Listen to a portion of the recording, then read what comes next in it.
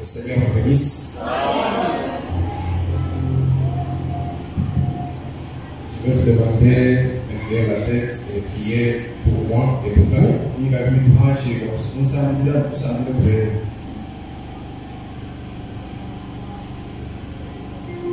prédication de la parole.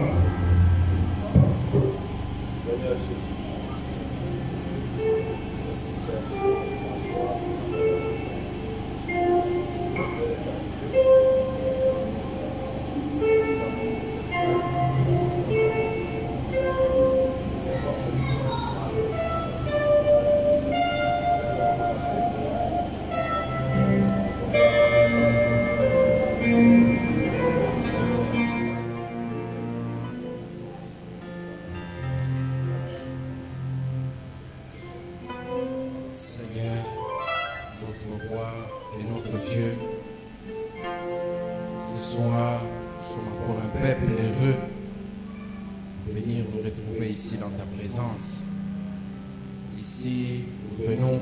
Ce que nous n'avons pas. Ici, nous venons avoir, Seigneur, quelque chose qui peut combler les trous et les lacunes que nous avons dans nos vies. Et nous te prions, Seigneur, à être l'invité principal de cette réunion de ce soir.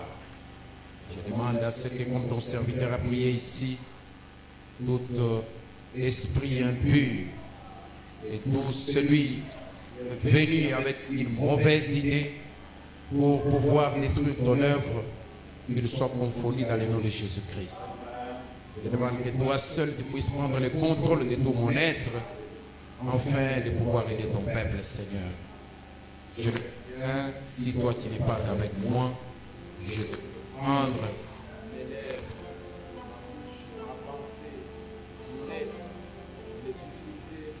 pour que ton nom puisse être glorifié, notre Père.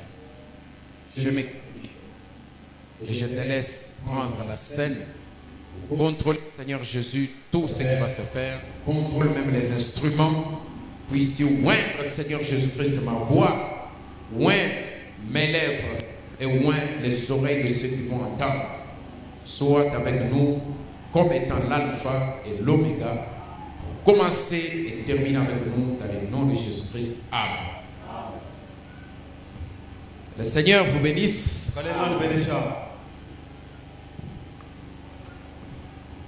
Une fois de plus, nous sommes contents de vous retrouver dans la maison du Seigneur.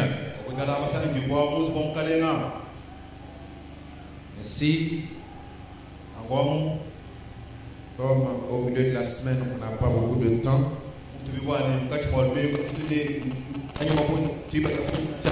Nous allons déjà tenir debout pour dire la parole de Dieu. Nous allons prendre dans les livres de 1 Samuel chapitre 17, verset 34 jusqu'à 37. David dit à Saül, ton serviteur faisait paître les brebis de son père. Ton serviteur. Et quand un lion ou un ours venait en enlever une, je courais après lui, je le frappais et je l'arrachais la brebis de sa gueule. S'il s'est dressé contre moi, je le saisissais par la gorge, je le frappais et je le tuais. C'est ainsi que ton serviteur a terrassé le lion et l'ours. Et il lancera du Philistin. Du Philistin. De cet incirconcis comme de l'un d'eux. Comme de l'un d'eux. Car il a insulté l'armée du Dieu vivant. David dit encore, l'Éternel qui m'a délivré de la griffe du lion et de la patte de l'ours me délivrera aussi de la main de ce Philistin. Saül dit à David, va et que l'Éternel soit avec toi. Vous pouvez vous asseoir. Je vais ajouter Jean 14. versets 2 et 3. Il y a plusieurs demeures dans la maison de mon père. Si cela n'était pas, je vous l'aurais dit. Je vais vous préparer une place. Et lorsque je m'en serai allé et que je vous aurai préparé une place, je reviendrai et je vous prendrai avec moi, afin que là où je suis, vous y soyez aussi. Nous allons prier le Seigneur. Bien-aimé Seigneur, nous venons encore une fois sans se fatiguer auprès de toi pour te prier de oindre ces écritures. Celui qui sait lire peut les lire comme je viens de les lire, mais c'est toi qui peux y donner le sens. Et je demande que tu puisses être au rendez-vous ce soir pour nous utiliser et utiliser les auditeurs, et que tout auditoire soit emballé dans ta présence, éternelle Dieu de gloire. Et que nous puissions sortir d'ici ayant bénéficié quelque chose qui va nous aider. Bénis les hommes et les femmes qui sont venus ici pour t'honorer, pour écouter ta parole, Seigneur Dieu notre Père. Je te prie maintenant de pouvoir déployer tes grandes ailes et nous couvrir de tes ailes et de ton ombre pour nous amener à l'objectif et la mission pour laquelle tu nous as placés sur la terre. Sois le maître des temps et des circonstances et contrôle chaque situation dans le nom précieux du Seigneur et Sauveur Jésus-Christ. Amen. Amen. Donc ce soir, je vais parler d'un thème que j'ai intitulé l'entraînement. Voilà, l'entraînement. Ou la préparation. Frère Branham nous dit les naturels et le type du spirituel. Dans le message Le Compte à rebours, prêché le 9-9-62, parce qu'il y en a deux.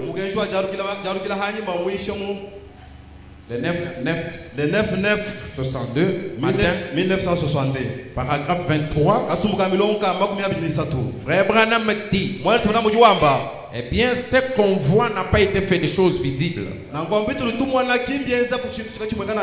Eh bien, pendant toutes ces années, j'ai appris que chaque chose dans le naturel est un type du spirituel. Tout ce qui existe dans le naturel. Rappelez-vous donc.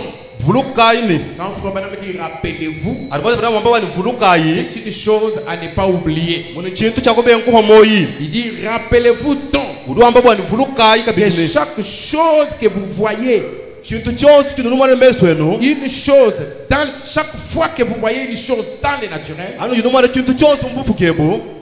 elle est un type du spirituel. Est-ce que quelqu'un est avec moi? Alors mon thème s'intitule l'entraînement. L'entraînement c'est quoi?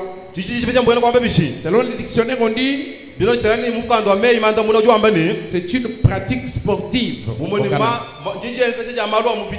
C'est l'ensemble des métaux et des exercices physiques visant à l'entretien et l'amélioration des performances sportives chez les sportifs amateurs ou professionnels. Cet entraînement comprend notamment la préparation physique, technique, tactique et mentale. Donc l'entraînement c'est aussi une préparation.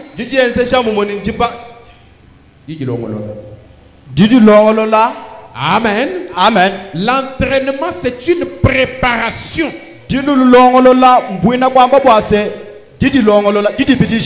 Quand il y a quelque chose de grand qui arrive, on doit commencer par se préparer à cette chose qui arrive. C'est un entraînement, c'est un exercice qui fait que notre corps s'habitue à un certain rythme. Et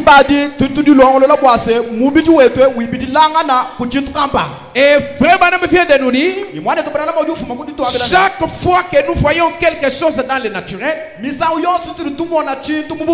cela est un type de spirituel. Donc l'entraînement dont je vais parler ici, ce n'est pas le footing sportif.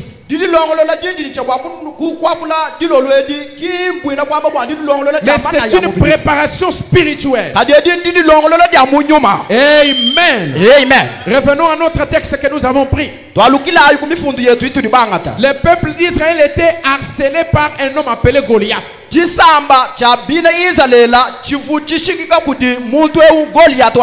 était en train de se taper la poitrine. Il se disait qu'il était capable.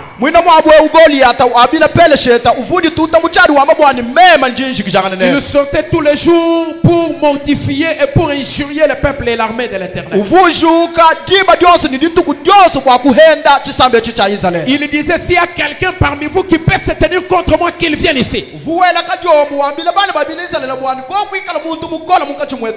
le monde avait peur, même Saül avait peur. Mais on a vu une proposition inattendue. Un petit garçon dégringolé. À les regarder, il ne signifiait rien. Ce petit David qui se présente là pour faire une proposition à laquelle on ne s'attendait pas. Il dit, oh roi, majesté, mon Seigneur, je me rappelle que moi, ton serviteur, je faisais paître les brebis de mon père. Et quand un lion ou un ours venait, quand un lion ou un ours venait, ah bon? Ah vraiment? Vous faites travailler le pasteur en tout cas. Ok. D'accord. Alors quand un lion ou un ours venait, je les saisissais, je les frappais et j'arrachais la brebis de sa gueule. Est-ce que nous sommes ensemble? Et donc nous allons nous rendre compte que David est en train de parler des expériences qu'il a eues avant. Or nous savons que David était destiné à être roi. Alors David commence à parler des événements qu'il a vécu dans la brousse. Il dit, j'ai commencé par un entraînement. Est-ce que nous sommes ensemble? Parce que David devait être un pasteur. David allait être le pasteur d'Israël. Mais avant qu'il ne soit le pasteur du peuple, il a été d'abord le pasteur des animaux, les brebis.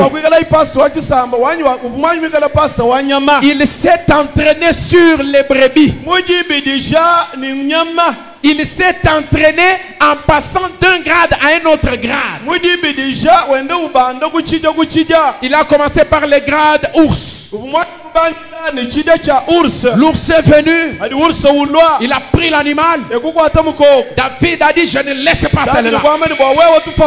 Je vais t'attraper. Il a suivi l'ours. Il a frappé. Il a arraché. Est-ce que nous sommes ensemble? Et frère Branham dit, Dieu a augmenté la puissance de l'animal.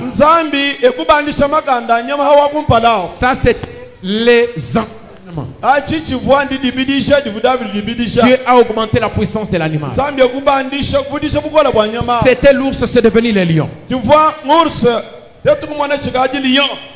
Et quand le lion est venu, il a pris encore l'animal. Il a pris la brebis. David l'a poursuivi. L'a attrapé encore. Il l'a frappé. Il a chercher la brebis. C'est comme ça quand j'ai un véritable pasteur. Lorsque la mort est sur le point d'emporter quelqu'un, au sein de l'église, le pasteur est à genoux. Le pasteur est dans les chaînes. Il prie et il appelle le ciel à intervenir. Il court vers cet animal. Il saisit la mort. Il frappe la mort. Il chasse la mort. Et la brebis est sauvée. Est-ce que vous dites un grand amen? Gloire sera dit à notre Dieu. Amen. Et nous voyons que maintenant David devait affronter Goliath. Ça c'était le 3e grade. Amen. Amen. Il devait affronter Goliath. Il a quitté les animaux, les essais.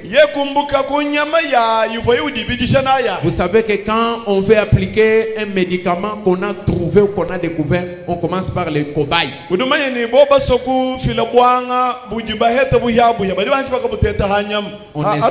On essaie pour voir si ça va réussir. Puis quand ça réussit sur les animaux, on peut appliquer sur les humains.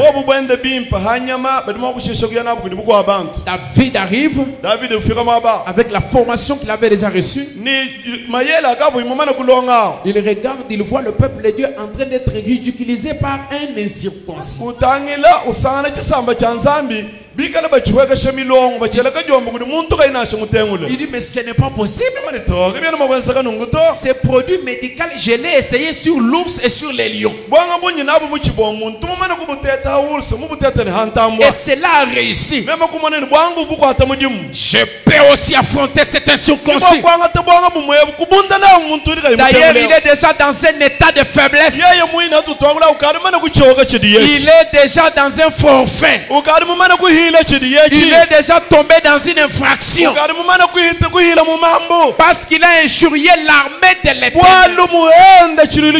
Je peux aussi le frapper comme j'ai frappé l'ours et le lion. Je peux aussi frapper cet homme.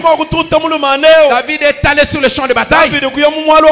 Il a pris 5 pierres, les 5 lettres du nom de Jésus. Il a frappé avec sa Goliath. Goliath est tombé face contre terre. Il a adoré l'Éternel Dieu des armées. Amen. Amen. C'est vrai. Mais David avait encore un chemin à parcourir. C'est vrai. Dieu est en train de les préparer pour le trône. Est-ce que nous sommes ensemble? Dieu était en train de l'entraîner pour le trône. Et maintenant, l'entraînement, cela s'utilise dans beaucoup de domaines. Dans l'astronautique, vous savez que nous sommes dans l'âge astronautique. On m'a dit qu'il y a eu plusieurs étapes. Il y a eu d'abord l'âge du cheval et du bouquet. Il y a eu l'âge de l'automobile. Il y a eu l'âge de l'aviation. Là maintenant l'homme quitte le sol, il commence à voler. Il échappe à la force de la pesanteur. Mais ce n'est pas fini. L'homme continue encore à se développer jusqu'à atteindre l'astronautique maintenant. Là, l'homme ne quitte pas d'un point de la terre vers un autre point de la terre. Mais il quitte la terre, il s'échappe de la terre. Il part dans une autre planète. Il part sur la lune. L'homme commence à aller plus loin que la terre. C'est l'âge dans lequel nous sommes en train de vivre aujourd'hui. Et les astronautes doivent aussi s'entraîner. Les astronautes s'entraînent sous l'eau. Parce que quand vous quittez la terre, vous vous échappez de la force de la pesanteur. Vous n'avez plus de haut ou de bas. Vous êtes dans ce qu'on appelle l'impesanteur. Donc vous commencez à flotter. Vous commencez à flotter comme les ballons d'air. Il n'y a plus d'endroit où vous posez les pieds. Alors pour s'exercer à s'habituer dans ces conditions-là, les astronautes, on les attache des poids sur la taille et on les introduit sous l'eau.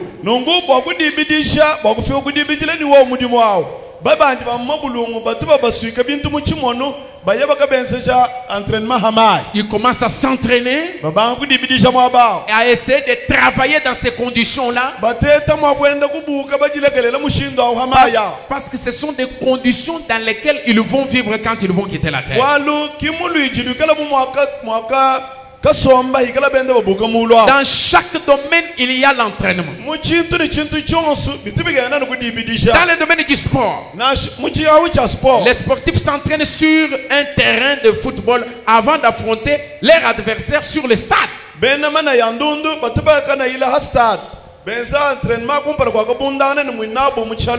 les conditions dans lesquelles ils s'entraînent, ce sont les conditions qui avoisinent la réalité.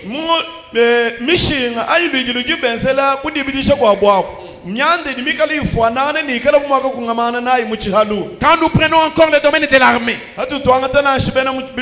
les militaires s'entraînent dans des brousses, dans des forêts, avant d'affronter l'ennemi sur les champs de bataille, avec des balles réelles. Ils commencent par s'entraîner avec des armes et des balles réelles. Quand nous prenons le domaine de la médecine, les médecins s'entraînent aussi dans ce qu'on appelle les stages, avant d'affronter les réalités de la médecine. Donc en conclusion, avant chaque épreuve de force, il y a un entraînement.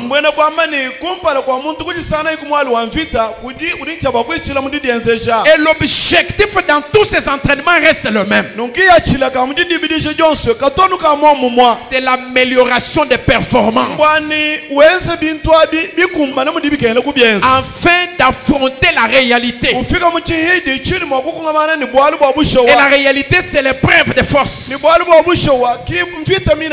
Quand vous allez affronter cette épreuve de force, ça ne sera plus en tâtonnant. Vous allez le faire, voilà, vous allez le faire courageusement et avec précision. Maintenant, nous allons revenir dans l'astronautique, parce que c'est ça l'âge dans lequel nous sommes en train de vivre. En prêchant le compte à rebours, il nous a dit que nous sommes les astronautes. Nous sommes les astronautes. Ça veut dire que nous sommes censés un jour quitter la terre. Est-ce qu'il y a des astronautes ici? Un jour quitteront cette terre, et pour aller dans l'éternité, nous aurons besoin d'une fusée. Est-ce que vous dites amen à ça? Je crois qu'il y a des astronautes ici. Moi, je suis un astronaute. Est-ce que vous dites amen? Et frère Branham dit, l'âge de l'astronautique, comparé à l'âge de l'aigle. Parce qu'avant l'âge de l'aigle, il y avait d'abord l'âge des corbeaux. Là, c'est quand l'homme commence à quitter la terre. Mais les corbeaux ne pouvaient se limiter qu'au niveau des poteaux téléphoniques.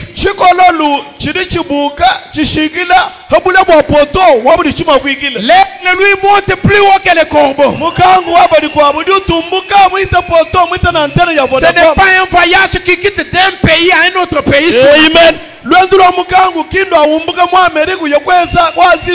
Mais c'est un pays qui contourne la terre. Alléluia.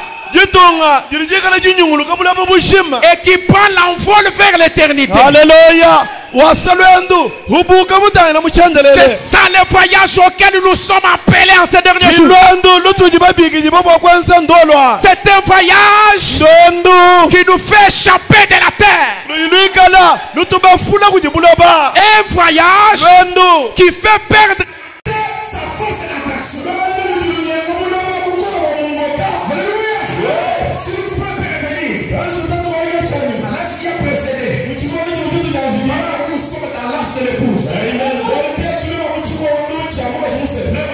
Nous ne sommes pas dans l'âge de la Odyssée.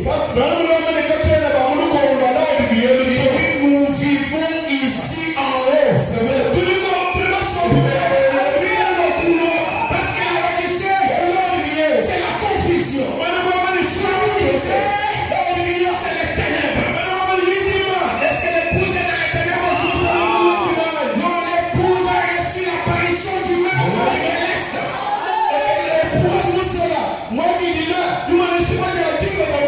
Le même soleil qui s'était levé à l'est. C'est le même soleil qui apparaît à l'ouest. Pour manifester le Fils de Dieu qui était dans la pensée de Dieu. Gloire soit bien notre Seigneur. Revenons un petit peu dans l'âge bien. C'était l'âge de l'aviation.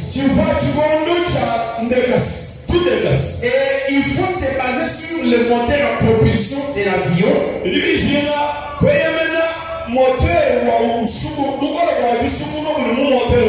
Pour utiliser et améliorer ce moteur pour fabriquer le fusée.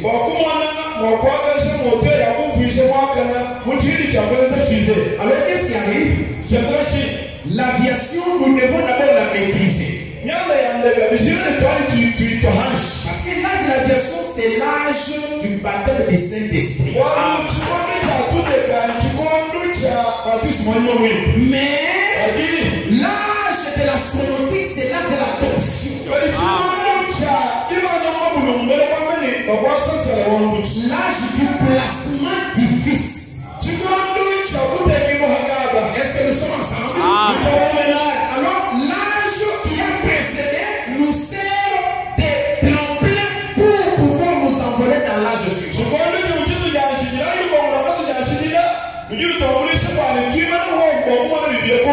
Pour pouvoir sauter. L'âge pentecôtiste nous aide comme soubassement pour sauter.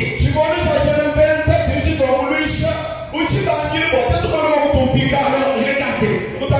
Quelqu'un ne peut pas être astronaute.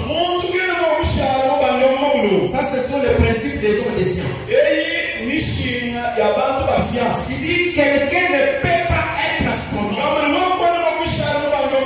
s'il n'a pas d'abord été pilote, c'est comme ça qu'il dit. Quelqu'un ne peut pas être adopté s'il n'est pas d'abord baptisé du Saint-Esprit. Alors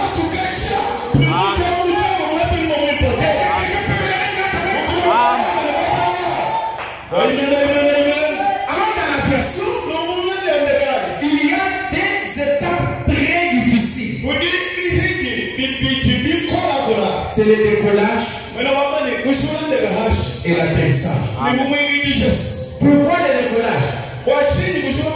Parce que le décollage, vous devez d'abord vous battre contre la pesanteur.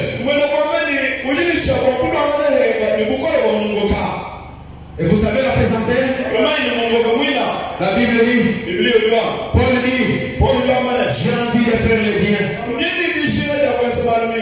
Mais je crois que j'ai toujours fait le bien. J'ai envie de m'envoler. Mais je vois toujours qu'il y a des choses qui me connaissent. Ça, ce sont les faiblesses du corps. Vous essayez de vous envoler. Il y a le plaisir de la chair. Faites pas que vous puissiez vous envoler. Ce sont les attractions de la terre. Mais utilisez le moteur à propulsion. Utilisez le sel de la foi. Vous aurez la portance. Vous allez vous envoler. Même si vous mettez un pas, vous tombez. Relevez-vous. Demandez pardon à Dieu. Allez de la porte. Et Pharaon dit, avant que l'avion ne s'envole, les pilotes doivent d'abord faire la vérification. Pourquoi? Ils portent les sangs de plusieurs sur ses mains. Mais vous n'avez pas le sang de plusieurs. Vous avez le sang de Christ. Le sang de Christ ne doit pas être sur les mains, mais sur les cœurs.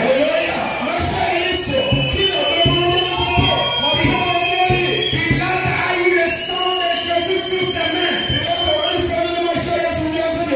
Il essaie jusqu'à ce dernier moment de la mort, il essaie de s'en débarrasser.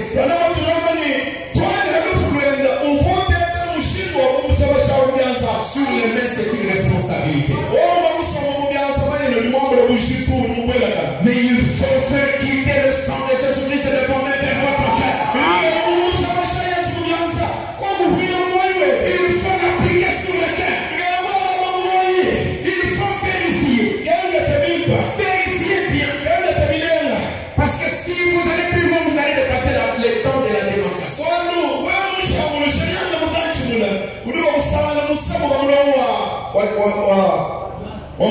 Et quand le pilote a tout vérifié, il monte dans le cockpit. Dans les cockpits, dans la cabine de pilote. Il s'assoit. Amen. Le véritable pilote de ta vie, c'est le Saint-Esprit. Il doit s'asseoir sur son trône. Il conduise ta vie. Parce qu'au cours de la vie, il y aura des brouillards. Au cours de la vie, il y aura le prince de la puissance de l'air.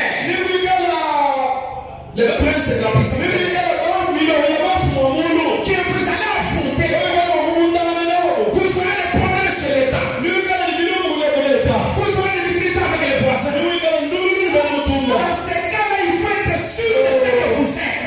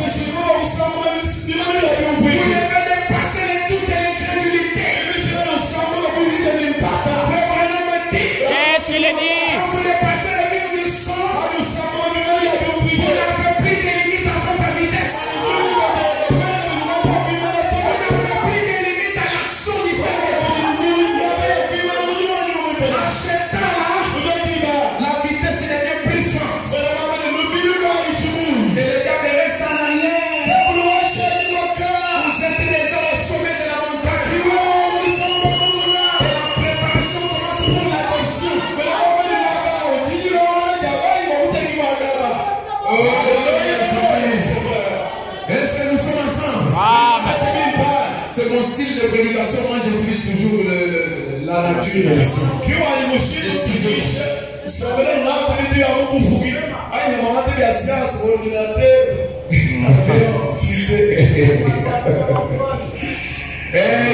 Amen.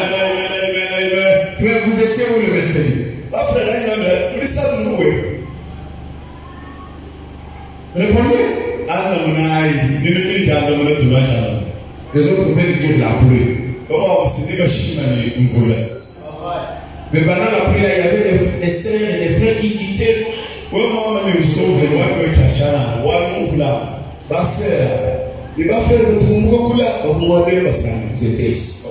C'était chaud. C'était merveilleux. Et vous avez raté ça. La deuxième étape difficile, c'est l'atterrissage.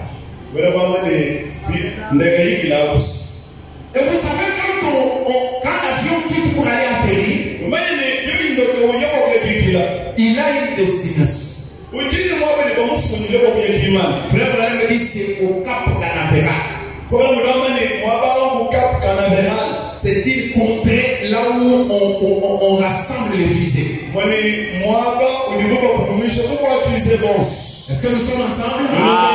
Les meilleurs atterrissages, c'est dans le 7e saut. Et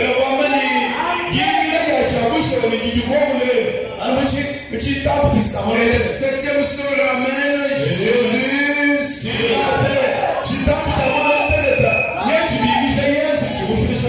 Vous ne tirez pas attention, vous allez commencer à confondre.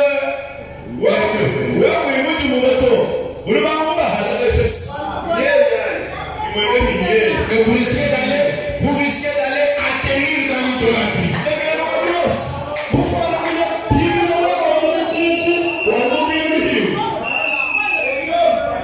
Ou bien vous atterrissez dans une brousse de l'incrédulité.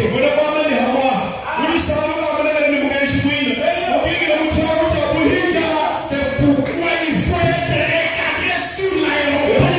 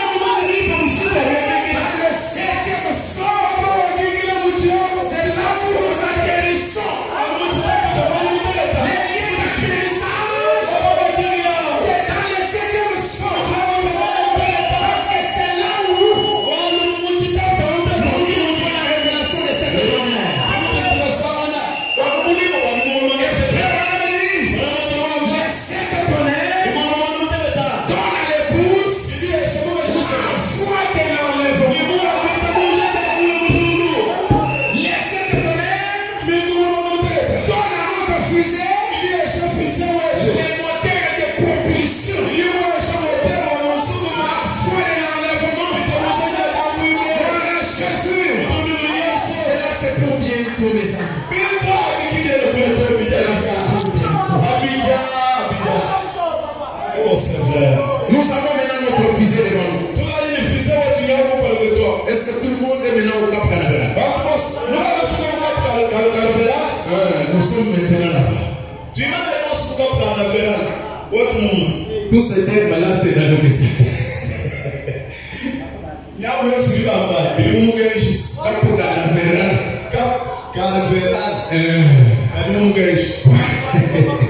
C'est dans ton Daribou où il parle ici.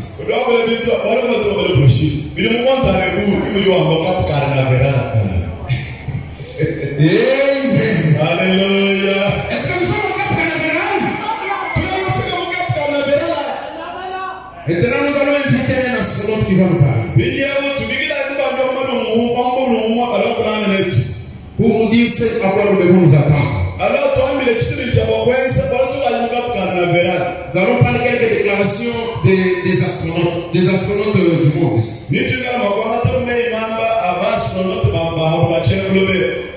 Ils disent, je n'ai pas pris leur nom, excusez-moi, mais ce sont des astronautes qui sont déjà partis dans la Lune et qui ont déjà voyagé comme ça dans les fusées. Je les déclasse.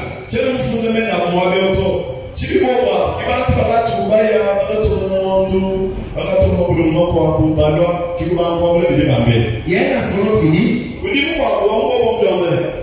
soyez très attentifs. Il est absolument certain qu'un jour notre planète deviendra pratiquement inhabitable.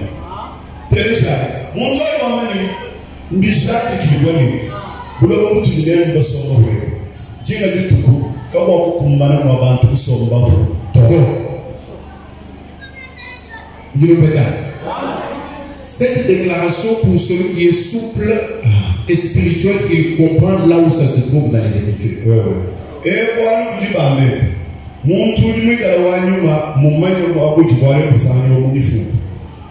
Prenons 1 Pierre chapitre 3 verset 6 à 7. Et que par ces choses, le monde d'alors périt,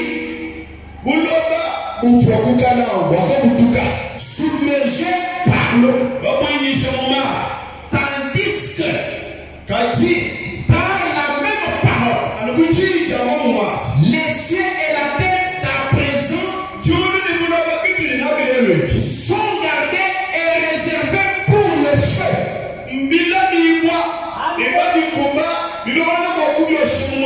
Et la ruine des hommes impies. Ça c'est la parole du ministre. L'astronaute dit, il est pratiquement certain que la terre, notre planète, deviendra inhabitable.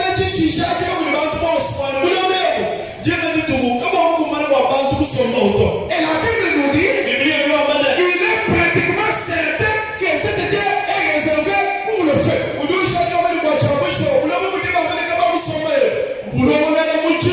Si vous voulez qu'on ajoute encore d'autres, la Bible dit dans Luc 17, 28 à 30, ce qui arriva du temps de l'autre arrivera de même. Qu'est-ce qui est arrivé du temps de l'autre? Nous savons que le Fils de l'homme s'est manifesté à la sémence élue d'Abraham. Nous savons aussi que les pays de Sodome et Gomorrhe furent brûlés par le feu. Est-ce que nous sommes d'accord que c'est la vérité? Ok, nous sommes ensemble? Deuxième déclaration. Le même astronaute dit, nous devons alors trouver une autre terre.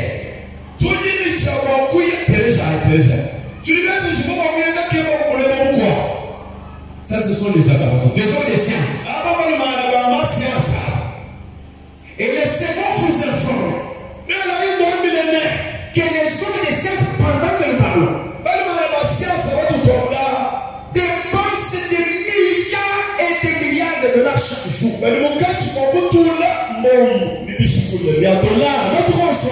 la recherche d'une planète habitable.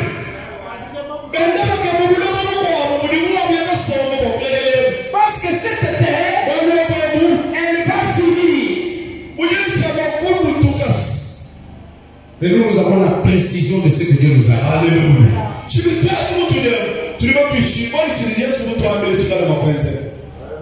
Est-ce que nous sommes ensemble? Alléluia. Nous savons ce que Dieu nous a dit. Il a dit que la terre ne sera pas anéantie, mais elle sera nettoyée. Elle sera purifiée. Et tous les atmosphères. Nous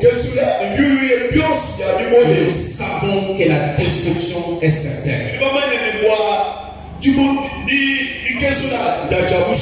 Les amis, soyez avec moi parce que je suis venu ce soir, je veux vous aider.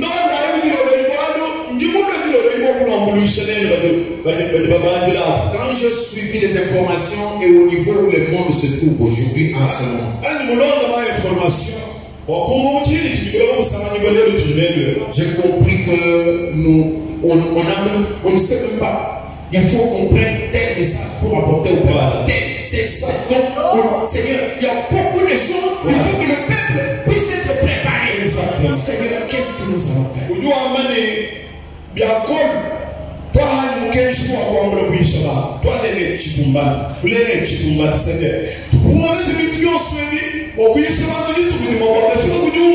Parce que le temps n'est plus. Vous avez entendu ce qui se passe en Ukraine? Vladimir Poutine,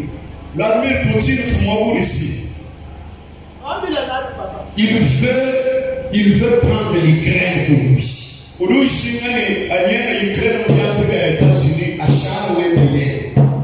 Or, l'Organisation des traités de l'Atlantique Nord, ils veulent aussi prendre l'Ukraine pour eux.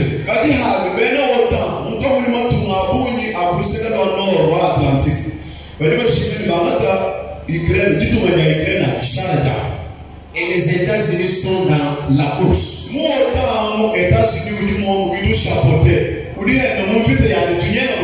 Oh, souvenez-vous, frère Branham dit dans la 7e vision qu'il avait vue un matin de 1933, parmi les 7 grandes visions de grande envergure, des événements qui allaient arriver avant la venue du Seigneur. Vous allez voir que dans la 7e vision, vraiment on voit du cratère sur toute l'étendue des États-Unis.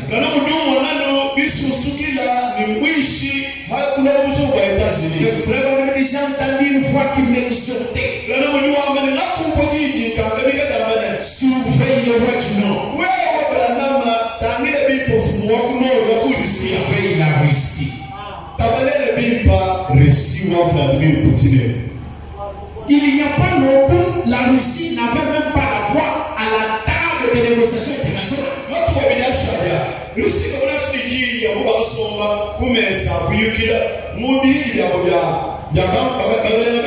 Depuis la chute de l'URSS, aujourd'hui, la Russie est en train de faire peur à l'Occident.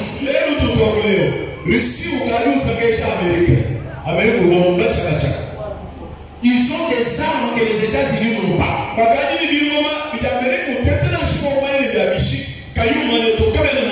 Ils ont des missiles supersoniques intercontinentaux.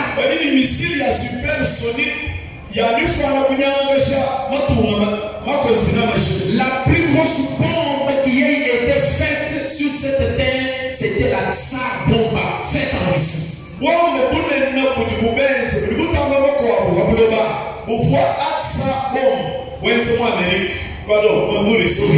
Et vous allez voir que la Russie a de l'avance.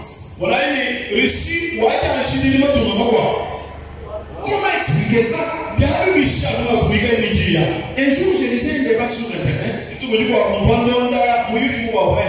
C'était un frère qui avait exposé sur la Russie qui allait détruire les États-Unis. Et il parlait des prophéties de Fabana. Un incrédule s'est levé, il a commencé à contredire le frère. Et il s'est moqué beaucoup du frère. Il dit, Branham, il ne connaît pas les histoires, comment ça se passe dans les mondes. La Russie ne peut même pas arriver à la cheville des États-Unis. Je crois que c'était en 2008 quelque chose comme ça. Mais aujourd'hui, cet incrédule-là, qu'est-ce qu'il peut dire? Mes amis, il n'y a plus de paix. Amen. C'est ce que je suis venu pour dire ce soir. Oh Seigneur. Il n'y a plus de paix. Écoutez-moi. Les hommes des sciences, les gouvernements du monde dépensent des milliards de dollars. Ils fabriquent des télescopes. Ils envoient ces télescopes dans les airs.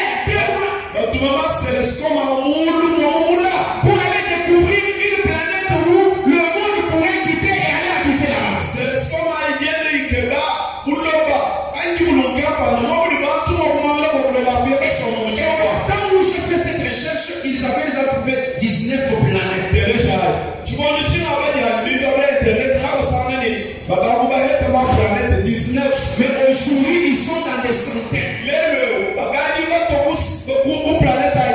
Ils ont trouvé des planètes habitables dans notre galaxie.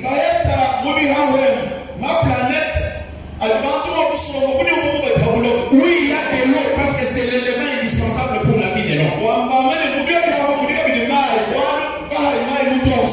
L'une de ces planètes-là, je vais prendre juste une, on l'appelle Kepler 22b.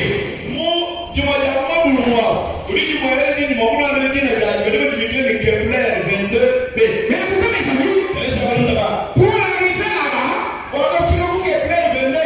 il nous faut 200 ans à la vitesse de la lumière.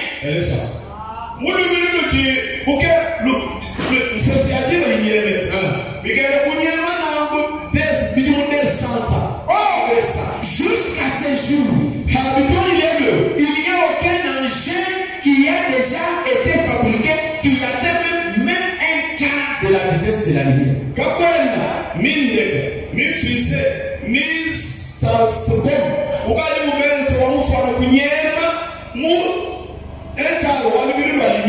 Mais pour l'épouse du Seigneur Jésus-Christ, pour nous c'est déjà simple. Il nous a fait une promesse. Il a dit dans la maison de mon Père, il y a plusieurs places.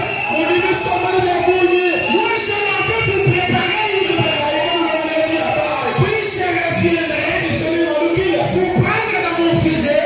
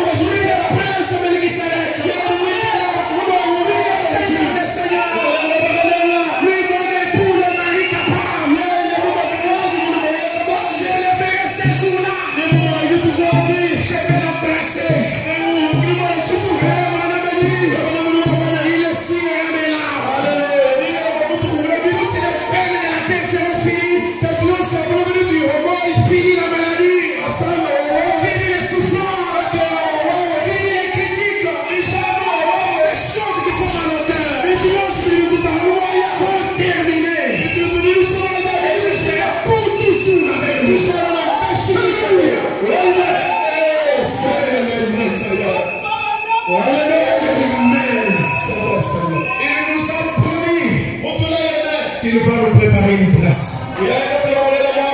Qu'est-ce que cette place-là? Quelle est cette demeure-là? Donc parlez Jésus. Explication du docteur Branham. La communion par la réaction. Prêché le 3 avril 1955. Au paragraphe 30. Frère, je n'ai jamais cru que le ciel était un endroit où il y a un tas de bâtiments.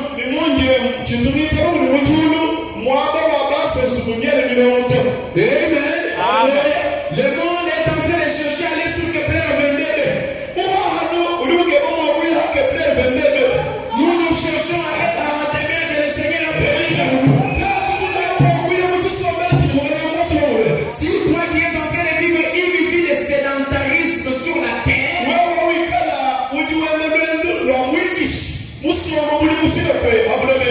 tu es en train d'aller sur Kepler 22b. Nous ne sommes pas là pour aller dans Kepler 22b.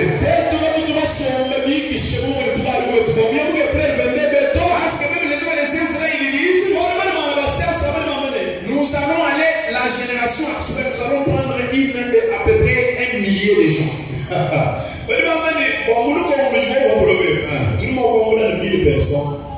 Et nous allons mettre dans une sorte de fusée, de vaisseau, un vaisseau spatial.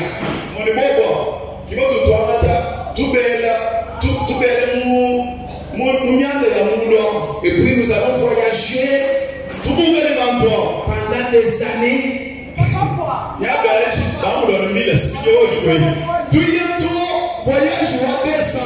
Et puis ce sont les gens comme Jeff Bezos, l'homme le plus riche du monde, Bill Gates, les gens qui ont de l'argent.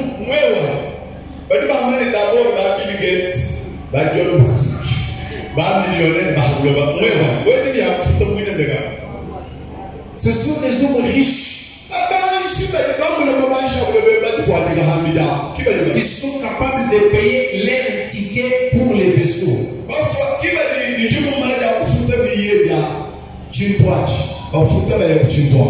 Mais nous ici, qui d'abord pour manger, c'est difficile.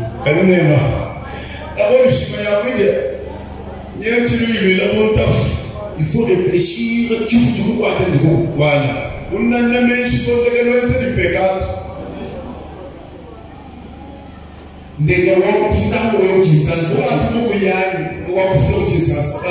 Tu peux même pas la couleur de l'avion.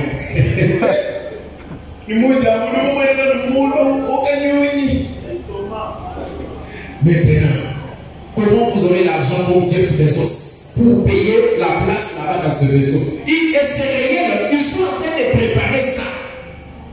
Nous Jeff Bezos. Mes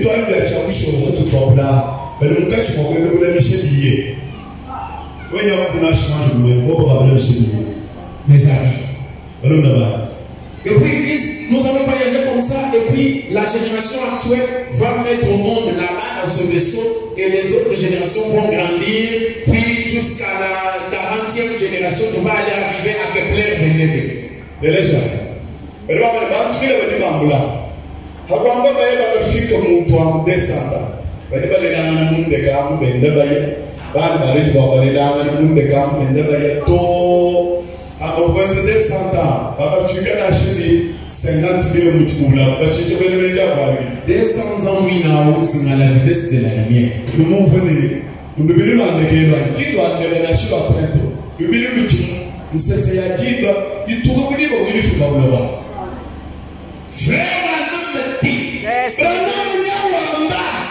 je n'ai jamais cru que le ciel était un endroit où il y a un tas de bâtiments.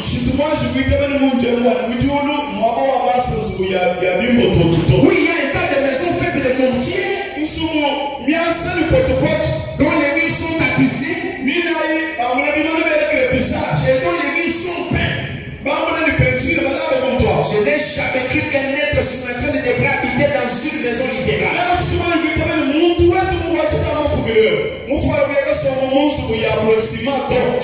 crois que quand Jésus parlait dans Jean 14,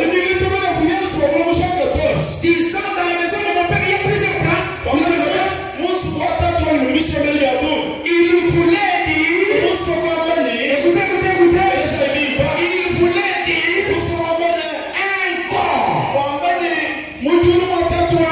Il dit un lieu d'habitation. Car les Écritures confirment la même chose et disent, si cette tente sur laquelle nous habitons sera détruite, nous en avons une autre qui attend. Les voyez-vous, les êtres mortels sont laissés à vivre dans les habitations mortelles.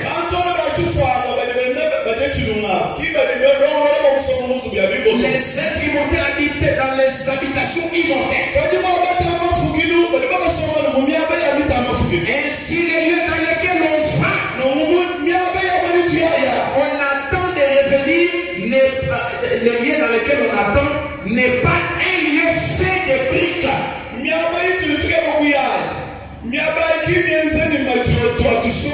De mortier, d'argile, de pierres précieuses.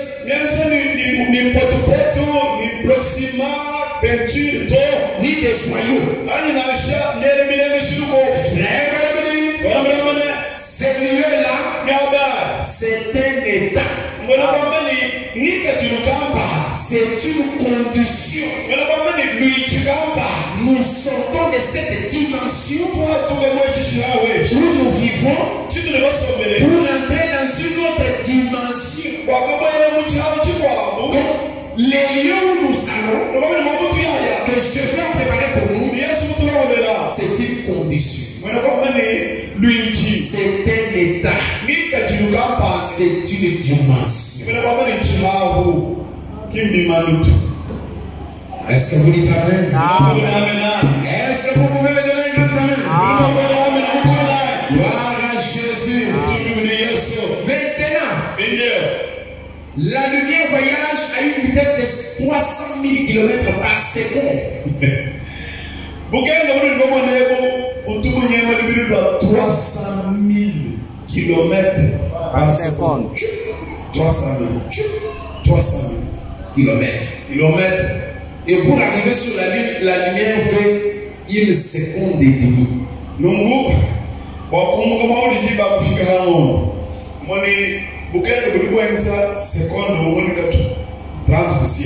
la terre à la lune. De la terre à la lune. De la terre à la lune.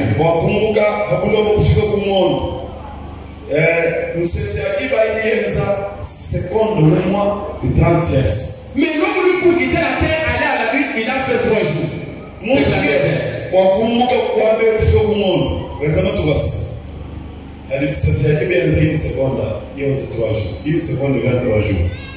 Imaginez. Donc la demeure, c'est un corps, c'est un état, c'est une dimension.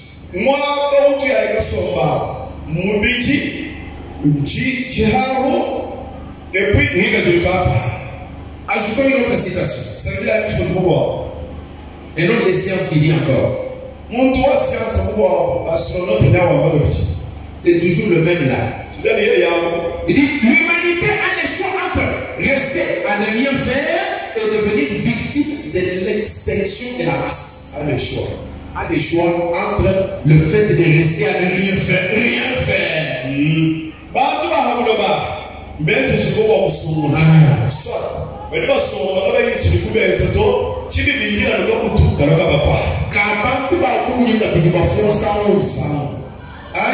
Ou chercher à préserver son espèce ailleurs.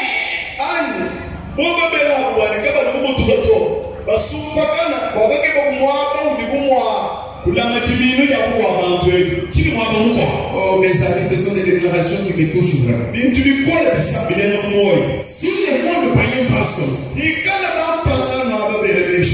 pense qu'il peut avoir un autre ailleurs.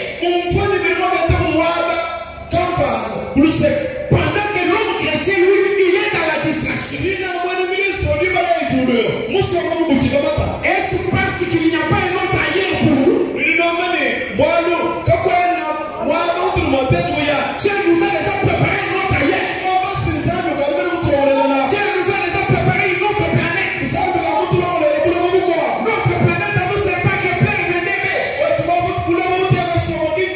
mais notre futur demain. C'est dans une dimension. Dans cette dimension-là, où nous avons échappé à la destruction. Il ajoute encore, ce n'est pas de la science-fiction.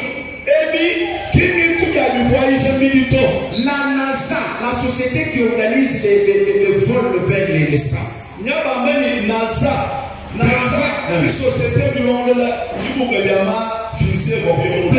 à notre départ pour les immensités spatiales.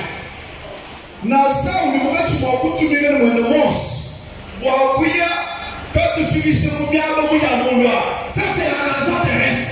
Mais nous avons une autre NASA. Notre NASA qui fait l'entraînement, qui fait la préparation. Cette NASA-là, c'est le Saint-Esprit dans l'Église.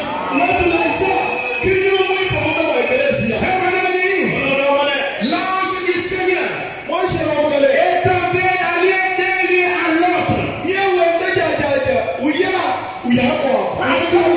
Parcourant toute la terre.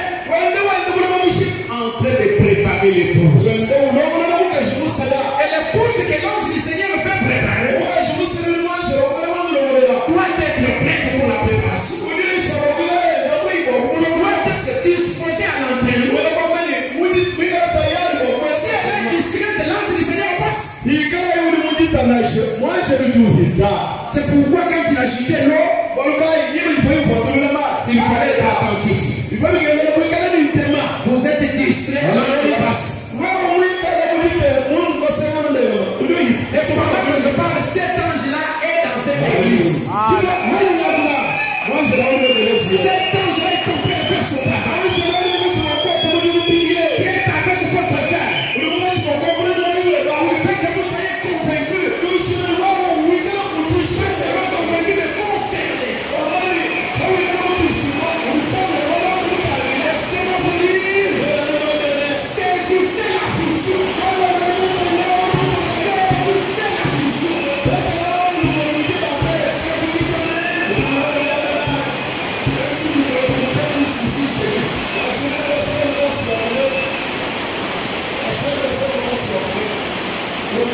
Chacun prie sa main. Est-ce que la main est bien?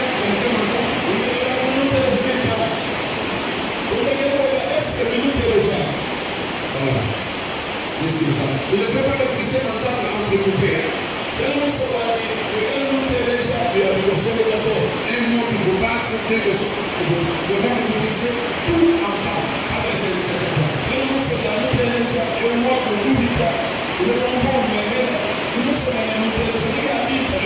La nation travaille pour nous faire quitter l'or de la terre vers une autre planète.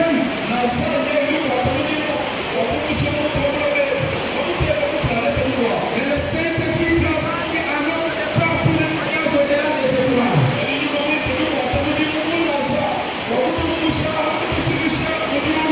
On continue encore avec la déclaration. On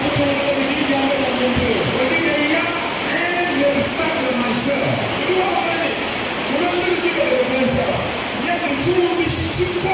Cet obstacle-là, c'est la fragilité du corps humain.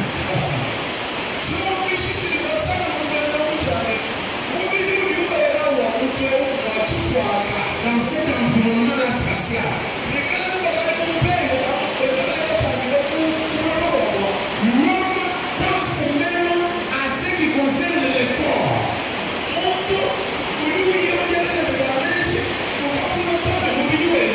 Alors, qu'est-ce qu'ils ont prévu? Ils ont prévu ce qu'on appelle une combinaison spatiale. Cette combinaison-là, comme la portée,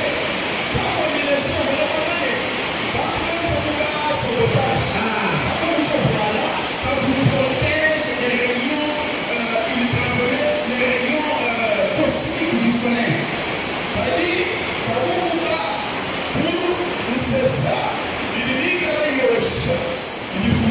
Parce que le soleil est très mortel.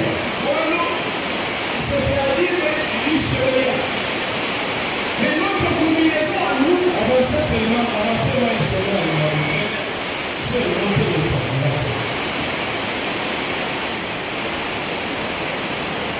je sais pas pour le bataillon comme ça, est-ce que je vais faire comme ça?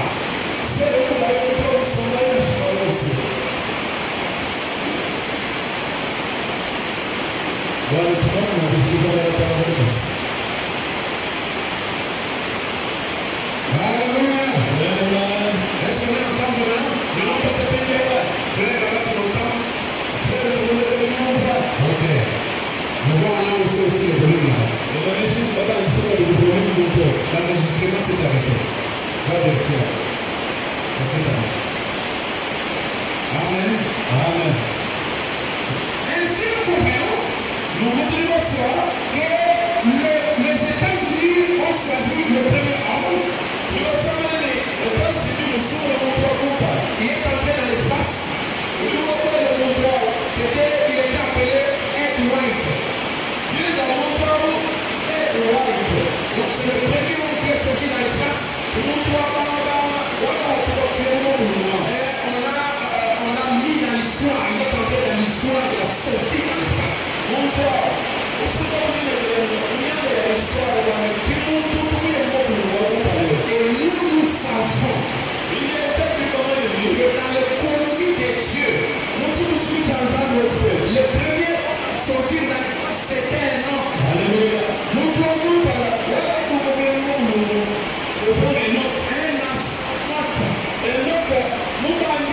deuxième homme qui est entré aussi dans l'histoire, c'était Élie le prophète. Le troisième homme qui est entré dans l'histoire, c'est notre Seigneur Jésus-Christ. Et la quatrième fois, c'est toi et moi. Nous allons sortir dans l'espace. Et c'est là le projet de la nation spirituelle. La nation spirituelle a un projet. Il a un programme. Et il faut entrer dans ce programme. Il faut se faire réserver une place dans le vaisseau. Il faut que vous ayez un corps. Et ce corps-là, c'est un corps parole.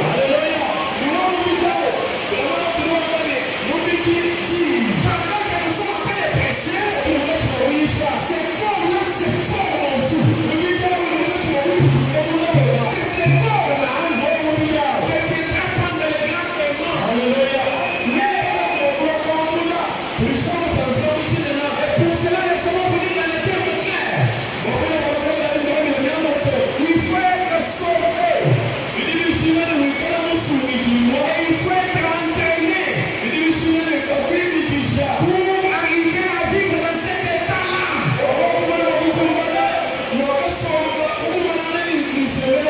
Vivre dans cette condition-là. Il faut être entraîné pour vivre dans ces conditions-là. Une combinaison spatiale doit vous être donnée. Et cette combinaison, c'est un corps glorifié. Mais pour nous adapter là-haut, on dit il faut s'entraîner sous l'eau. L'eau, c'est quoi? La Bible dit, l'eau, ce sont des foules, ce sont des langues. C'est dans la Bible, c'est dans Apocalypse chapitre 17, verset 15. Les eaux, ce sont les peuples, les foules, les nations et les langues. Et les et laissez-moi vous dire encore que ces eaux-là, c'est là où les saints se rassemblent. Parmi les champs, les eaux, c'est aussi la chair humaine. C'est pourquoi frère Branham me dit, lorsque la piscine de Bethsaïda, l'eau de la piscine était agitée, sans montrer que la présence de l'ange était là. Frère Branham me dit, il dit c'est comme la piscine de l'eau de Bethesda. Dans le message de ma commission, il sert le 5:51. Au paragraphe 40. Frère Branham me dit, cette eau-là ne pouvait pas dire, regardez que le grand ange souffle. En effet, dès que l'ange quittait l'eau, il restait juste de l'eau.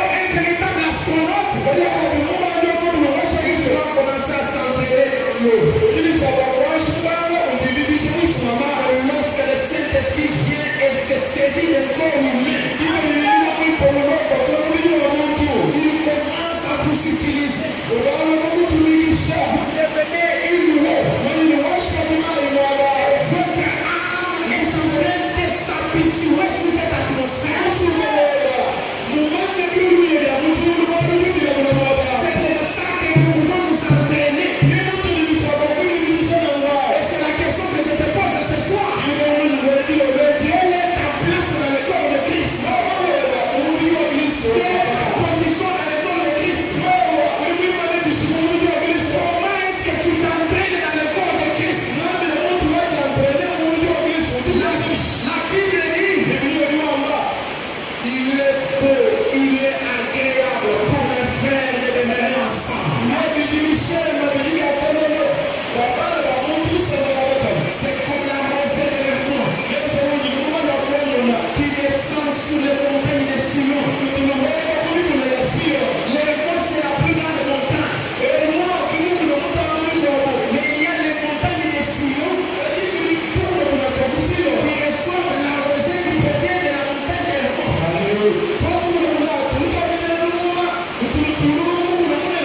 Qu'est-ce que cela veut dire?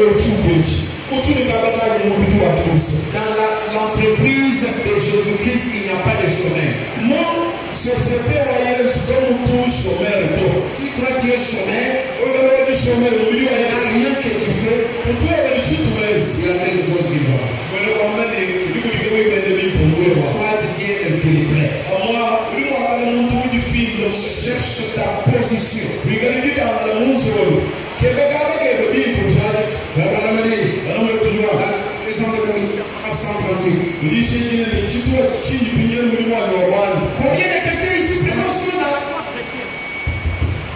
Combien de chrétiens ici présents sont dans la foi chrétienne ce soir?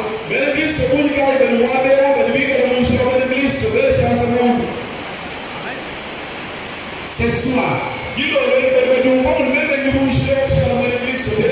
Et son terrain d'abord commencé il y a longtemps. Vous avez pris votre départ et avez continué tout au long du chemin. Continuons à vous approcher de la fin. Je prie pour que Dieu couronne votre ministère.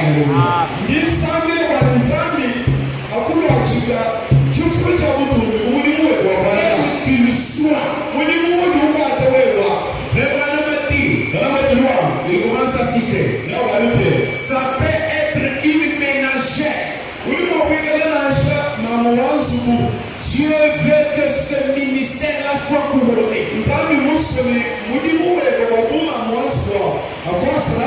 Je prie pour que Dieu couronne votre ministère. Ça peut être un prédicateur. Ça peut être un diacre. Ça peut être un membre laïque. Ça peut être un agriculteur. Je ne sais pas ce que vous êtes. Quoi que vous soyez, puisse Dieu couronner votre vie de la gloire de sa parole.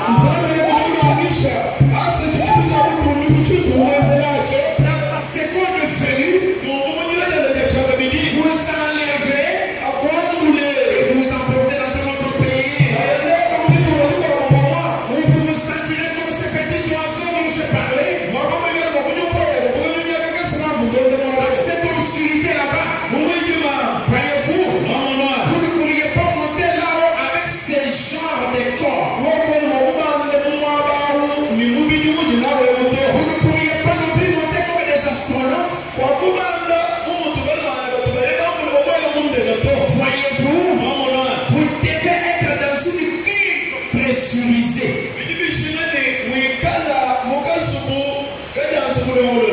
Oh Seigneur Jésus. Vous devez être dans une cuve pressurisée. Vous n'avez pas été pressurisé pour cela. Le corps. Et lorsque Dieu vous chante, alors vous êtes pressurisé. Alors, vous allez dans l'enlèvement. Vous comprenez tous les préalables que tout le monde a donné. Dieu doit couronner votre ministère. Dieu ne vous adopte pas en vain, en vague, dans le vide. Dieu vous adopte dans votre position. Quand il est arrivé là-bas avec Josué, Josué a commencé à dire, toi, Ephraïm, là-bas à l'est. Toi, Dan, tu vas être au nord. Et tu auras cultivé ceci et cela. Toi, je ne sais pas, Lévi, qui sera parmi tes enfants. Toi, tu vas être là où il y a des huiles.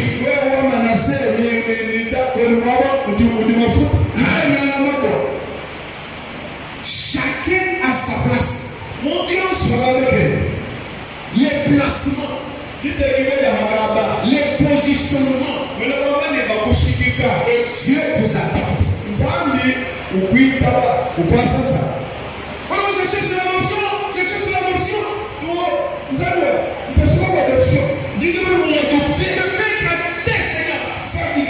Vous m'adoptez. Il va t'adopter encore. Est-ce que d'abord, tu es déjà un pilote? Est-ce que tu as déjà regardé le Saint-Esprit?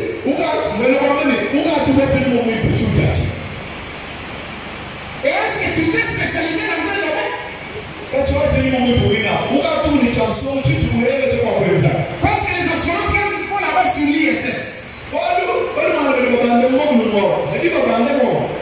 Ils sont un domaine dans lequel ils excellent. Par exemple, un médecin. Donc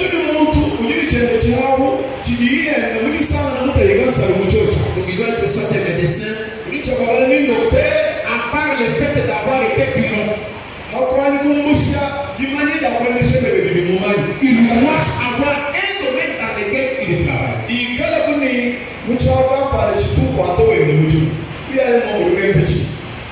Mais toi d'abord pour venir à l'église c'est difficile.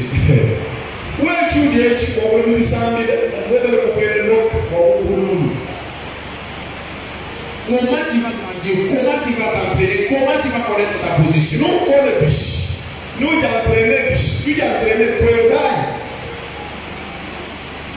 Est-ce que nous sommes ensemble? Amen. Je suis venu pour vous dire quelque chose qui peut vous aider.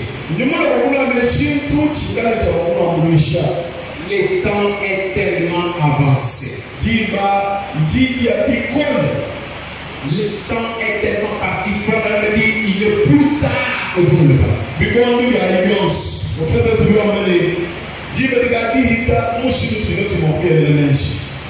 Frère Barnabé dit, par je suis entré dans la péri.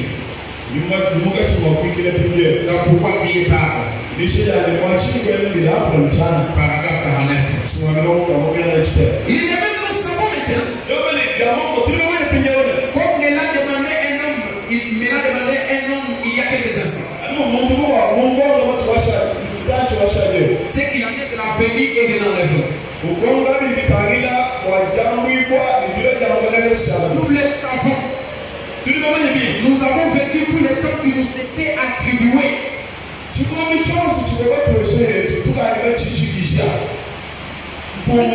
Est-ce que vous comprenez la portée de cette déclaration? Nous avons vécu tout le temps qui nous était attribué.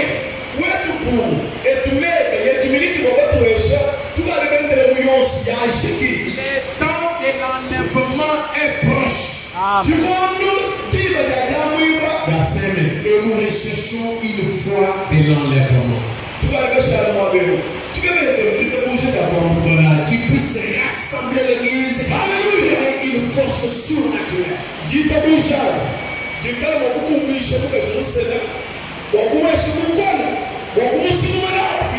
Capable de changer ces corps dans lesquels nous vivons.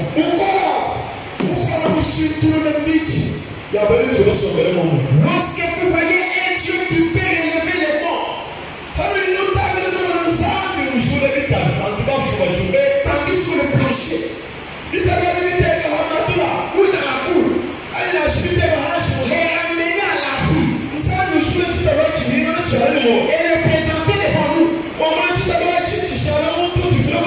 nous voyons un Dieu qui peut prendre un homme rongé par le cancer, il n'est plus que l'ombre de lui-même. Le rélever, faire de lui un homme fort et en bonne santé. Cela devrait nous donner aux gens la foi de l'enlèvement.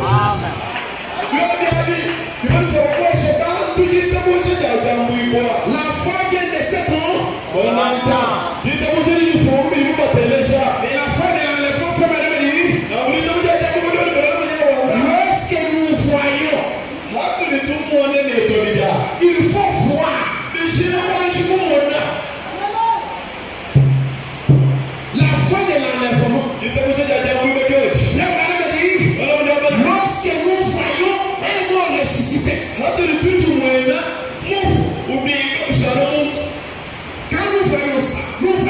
nous voyons ça parmi l'église, c'est un entraînement, c'est en train de stimuler la foi de l'enlèvement.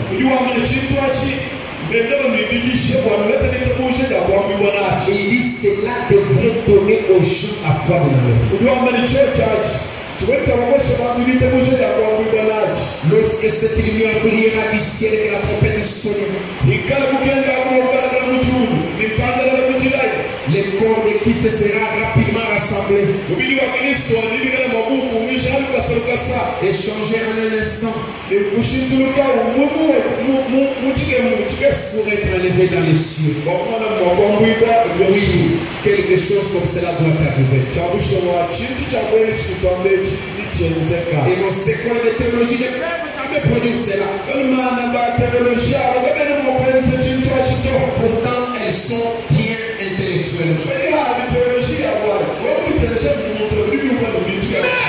devez rencontrer cette lumière. Vous devez trouver cette lumière certaine, cette certaine chose.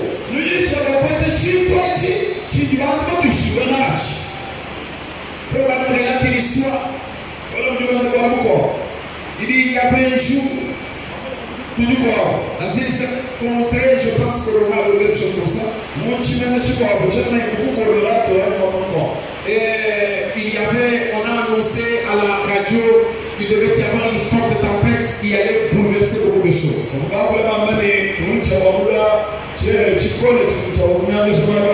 La radio avait parlé, avait annoncé que la tempête allait arriver.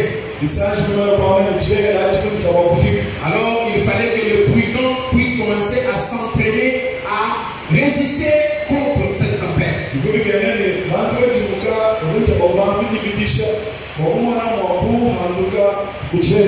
un homme dans les quartiers, lui, il avait beaucoup de volailles, il avait des animaux qu'il élevait. Il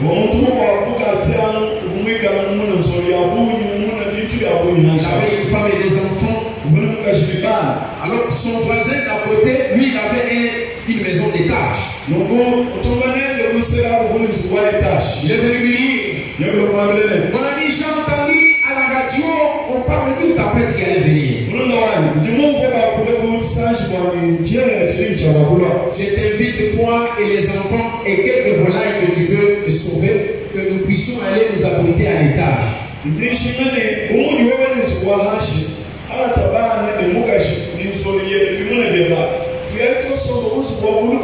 Parce que bientôt là, la tempête va venir frapper. Monsieur lui a répondu, quelle chose, quelle stupidité. Ces genre de choses, nous les entendons souvent. C'est un message, une sorte de message que nous faisons qu'attendre tous les jours. Il dit ici. Et l'homme est rentré chez lui. Il est revenu, mon ami, la tempête c'est dans quelques heures. Si toi tu ne fais pas venir, envoie-moi même ta femme et tes enfants. Qu'ils viennent pour se sauver. Parce que la tempête est certaine. Il dit, monsieur, je ne veux pas que tu viennes ici, mais accélère. Va t'asseoir chez toi. Pas besoin même de t'envoyer, même les enfants ni ma femme. L'homme est rentré, il s'est installé dans sa maison, il s'est assis là-bas. Et quelques temps après, la tempête a frappé sur le pays avec une inondation. Cela a emporté tous les éléments qu'il avait fait. Cela a emporté même les volailles. Et maintenant, la vie était en danger. L'homme lui-même est tombé dans l'eau et il est mort. Sa femme a résisté et après les enfants, elle est montée sur le toit. Et là-bas, les serpents à sonnette est monté aussi là-bas pour s'échapper. Il a mordu chacun de ses enfants jusqu'à ce que le dernier sorte.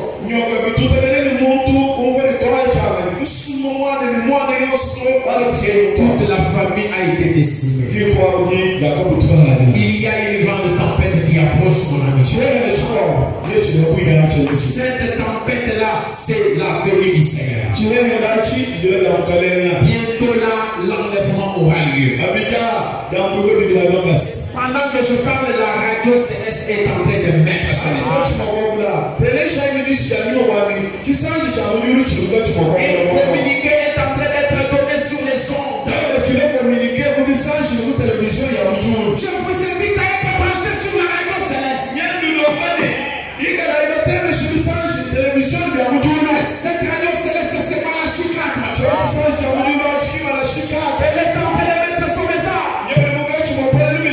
Venez à Christ. Le temps est déjà passé. Abandonnez la distraction. Les passes sont sur Facebook et sur les choses. Venez à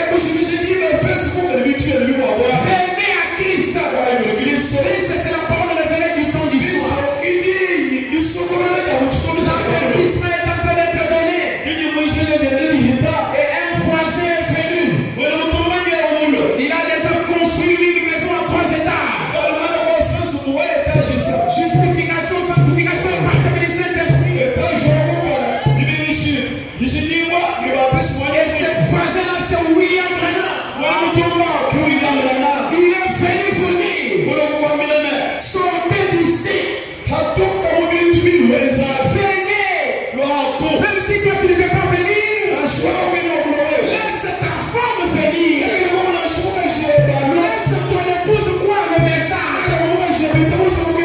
Venez s'il te plaît. Et tu ne fais que résister. Tu résisteras jusqu'à ce que la ligne de démarcation sera dépassée. Et là, ce moment-là, il n'y aura plus de temps pour toi. Viens entrer dans le 3e étage. Est-ce que quelqu'un est avec moi? Quelqu'un est prêt à appliquer ce que je donnais? Entraînons-nous dès maintenant et à chaque minute qui passe, nous devons vivre notre vie à fond. Comme